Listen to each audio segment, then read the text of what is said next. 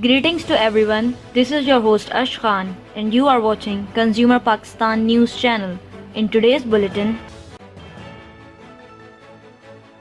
Education Minister unveils new policy for conducting exams. The Federal Minister for Education Shafqat Mahmood has announced a new policy for the holding of examination as per the updated guidelines of the NCOC.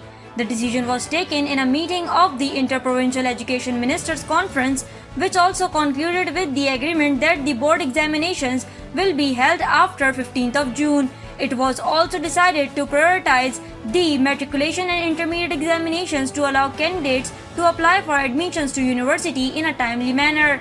Regarding professional examinations, Minister Shafqat Mahmood explained in a tweet that a detailed plan for the facilitation of the underlying exams under strict COVID-19 protocols will be released in the next couple of weeks as per reports.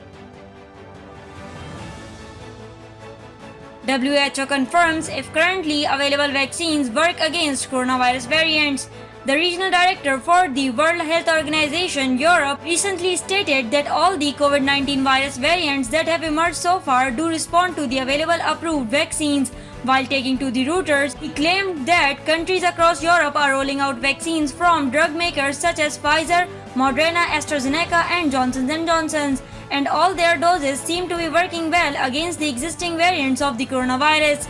Regarding the spread of the Indian variant of the coronavirus, the B1617, across many European countries, he informed Reuters that the WHO is still learning about the new variant, but it is able to spread rapidly. He is also optimistic that the pandemic will subside in the following months, but added that it is important to keep a watchful eye to avoid chaos. The pandemic is not over yet, he warned. Sindh decides against relaxing COVID-19 restrictions. Sindh Task Force on Coronavirus has decided to continue with the ongoing COVID-19 restrictions across the province as cases peak. Chief Minister of Sindh Murad Ali Shah, who leads the task force, warned about stricter restrictions if the spike is not controlled. These restrictions include a ban on indoor and outdoor dining in restaurants, hotels and food streets and sporting activities, while bakeries and dairy shops will remain open till noon. The standard operating procedures for transportation are to accommodate 50% fewer passengers than the capacity in all types of public transport. CM Sindh said that if the rate of spread is controlled, the restrictions will be relaxed. However, if the cases increase, authorities will impose stricter restrictions. The Sindh CM instructed a task force to review the situation and suggest further steps, while it was decided to maintain the current COVID-19 restrictions across the province. FDE announces decision on reopening of schools and colleges in Islamabad.